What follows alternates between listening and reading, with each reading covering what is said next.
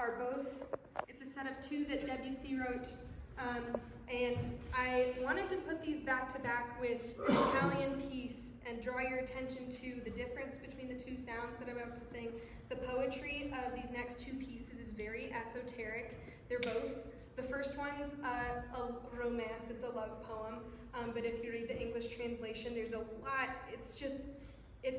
there's lots of garden imagery, so you gotta like pick and find what the meaning of it is.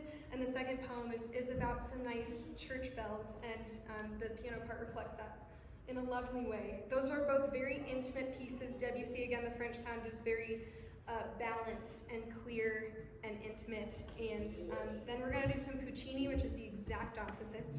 And so enjoy the contrasting pieces. This is Debussy's Romance.